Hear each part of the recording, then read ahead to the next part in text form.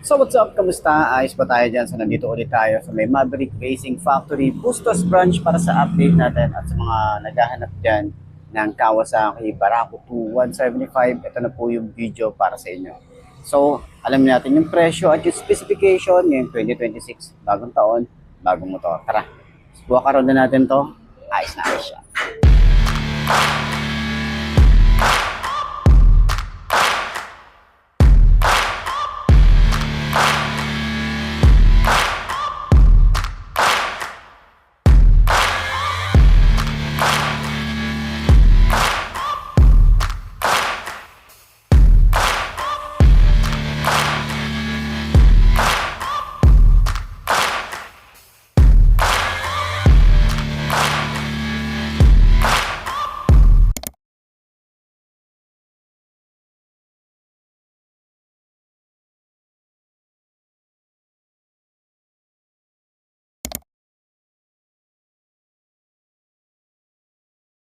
So yun na mga best, no? Sa lahat ng mga nagtatanong, magkano nga ba ang ganitong motorcycle? Ito ay nagkakahalaga ng 97,500 kapag kumuha tayo ng cash. At syempre, available po sila sa installment. Ilalagay sa screen nyo para at least meron tayong reference. So sa tingin nyo, sulit nga bang presyo niya ngayong 2026? Comment nyo naman yan. At para dun sa lahat ng mga nakagamit na ng ganitong motorcycle, baka pwede nyo i-share dyan sa comment section. Ano nga ba yung mga nag-experience nyo sa motorcycle na to? Ayos na ayos yan.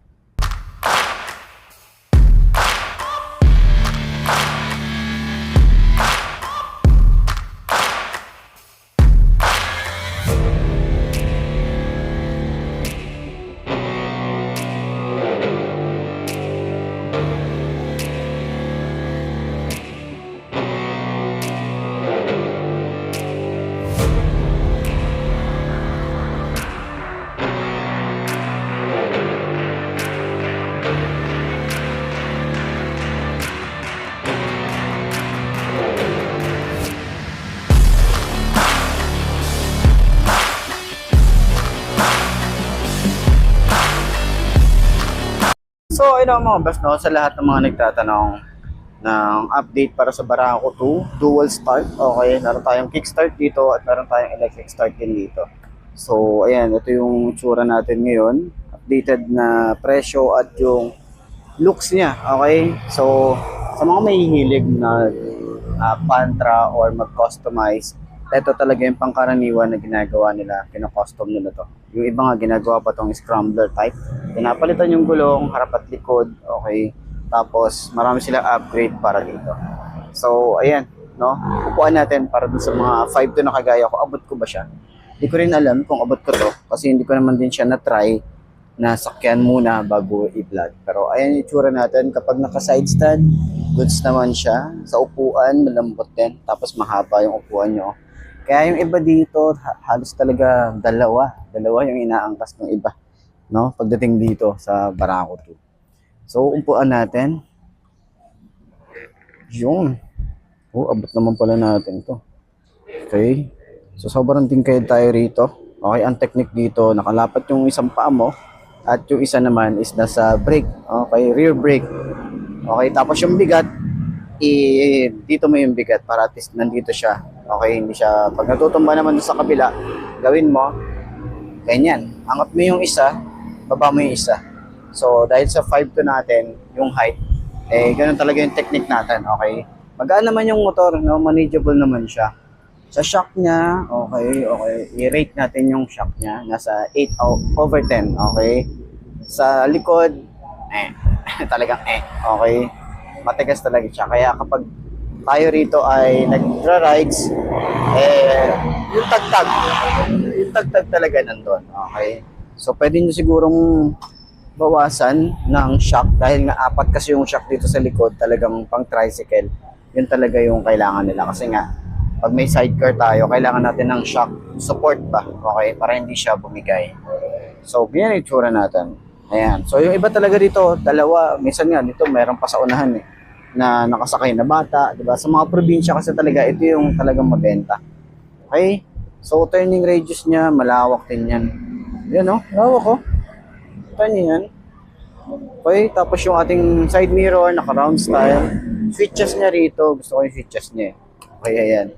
ang ano sumasabay hindi lang siya basta ordinary or standard na switch set, sumasabay siya. Okay, so sa gas tank, malaki din to. Yung gas tank natin dito. So, ayan, sa tingin nyo, sulit nga bang bumili ng Barako 2 ngayon 2026? Comment nyo naman yan. At doon sa mga naghahanap nito, ito po yung update para sa inyo. Okay, so, ayan, puntahan nyo na lang dito sa Maverick Racing Factory, Bustos, or any branch ng Maverick. So, sana nakatulong tong video na to sa mga naghahanap ng update nitong motor. Okay, paulit-ulit ako So, ayan, center stand natin, medyo mabigat yung motor kapag ganyan lang natin. Tapos, medyo ano rin yung pagsi-center stand natin dito. Ayan, okay, medyo mahirap din siya i-center stand. Yun lang yung napansin natin. Mabigat. Ayos.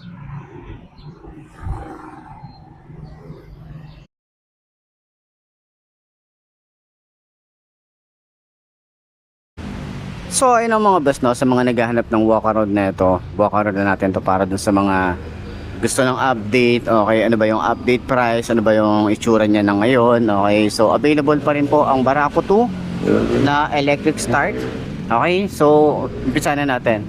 Okay, sa cowling niya rito, meron tayong decals. Ayan, parang tribal yung dating anong decals niya. Tapos may Kawasaki tayo rito na sticker. Yung ating headlight is naka halogen bulb pa rin tayo rito. Medyo pa oval yung kanyang signal light. Ayan, so flexible din naman yan. Yung mga ganyan design tayo rito. Okay, ang laki ng ano niya, no, cover. Tapos sa ating telescopic fork, meron tayong rubber boots. Metal naman yung ating fender. Meron tayong drum brake dito at naka wide spoke, and yung size dito ay 2.75 by 17. Naka-tube type pa rin naman to. Okay, huwag niyo expect na naka-tubeless siya. So, dito sa side, may Barako 2 tayo na decal. Ayan, parang tribal yung datingan niya. So, dito yung busina. So, kung gusto niyo magpakabit na ng ating sidecar, ayan, pwede na rito. Tapos may mga ano rito. May mga wire. Ayan. So, medyo naka-usli lang talaga siya. Pero ayan, yung itsura ng ating makina dito sa side. Okay, meron tayong Kawasaki na naka-emboss yung style niya nung makina. Ayan. So, naka-dual edge shifter tayo rito, at kagandahan dito is yung ano niya, yung footpegs niya hindi siya nakadikit dito sa may makina. So, meron siyang support dito na bakal. Ayan, yung chassis niya rito. Kaya mapapansin nyo, hindi ma-vibrate yung Barako 2. Okay? So parang mayroon ako nakita ng ganito sa ibang brand. Di ba? Ganyan din. So yun yung gas tank niya, malaki din. Tapos ito yung itsura ng ating susian para sa gas tank. Okay? So sa panel gauge niya, meron tayo ritong signal light, neutral, naka high beam. Ito yung fuel gauge, may Kawasaki. Tapos speedometer, odometer, and then ignition, susi niya, simple lang din. Okay? Naka-upright position yung ating handlebar. Yung ating side mirror naka-round style. Ayan, ganda rin, no? Ganda din. Switches, electric start lang yun nandito. Naka-automatic on na yung ating ilaw kapag nag-start tayo ng engine, okay? So yung ating lever, smooth lang din to. Ayan, malapad din siya. Dito naman sa clutch, malapad din yung lever. Ayan, smooth lang din. Ito, electric starter. Dito naman yung ating hazard switch, high and low, signal light, busina, and then yung grip natin dito makapit. Ayan. So dito rin sa ating throttle is mababaw lang din. Ayan. So upuan, malapad, may mga stitches. Ayan, nasa gitna siya. Hindi siya yung sobrang lambot, hindi rin siya yung sobrang tigas. May 175 dito na nakalagay. Meron tayong chain cover. Ayan, hindi naman siya buo, half lang. Tapos yung sprocket natin dito ay 33. Ayan. So yung footpegs natin sa ating angkas is naka round style, combination ng rubber and metal. Naka dual head shifter, and then footpegs natin dito combination din ng rubber and metal. Hindi siya napiplip. Ayan. Sa side na to, yung shock natin dalawa, adjustable din. Sa side din, dalawa din, adjustable din. Naka drum brake din tayo dito sa likod. Ang size dito ay 3x17 at naka MVP Star din or Japan Technology yung kanyang brand. Okay? So, may bracket na rin tayo rito. Kung gusto nyo maglagay ng top box, pwede na rin. Solid naman yan. Yung ating taillight, halogen bulb, may signal light tayo, flexible din, nakapa-oval yung design. May reflector, lagayan ng plate, ayan, smooth naman. Sa tambucho natin, mahaba talaga yung tambucho, and meron tayong cover na metal, ayan. Rear brake pedal, smooth lang din. Tapos wala rin tayong naririnig dito na ano, na goma, wala tayong naririnig na lagitik ng bakal, may goma siya eh. Ayan, kickstart. Ito yung itsura niya. Sa other side naman ng makina, ito, ang linis lang, di ba? May Kawasaki lang tayo rito. So, ayun. Sa lahat ng mga naghahanap ng ganitong motorcycle, puntahan nyo na lang sa Maverick Racing Factory, Bustos Branch, para dun sa mga gustong bumili. So, sana nakatulong tong video na to. Okay? So, maraming salamat sa inyo. Babush. Haha. So ayun nga mga besto, ito na ba ang motor na babagay sa'yo? Kung ito na nga ay markahan mo na at mag-subscribe ka na sa aking YouTube channel, i-click mo na rin yung notification bell para updated ka sa lahat ng videos na upload natin. Dito araw-araw sa laging tatandaan, wala sa karanta motor ay tatagal yan, kundi na sa pag-aalaga mo yan, tatagal yan. Ayos na ayos yan, so kita ka na lang ulit tayo bukas. I'm Mark D. Ciao. Maraming salamat sa inyo. Babush. Aha.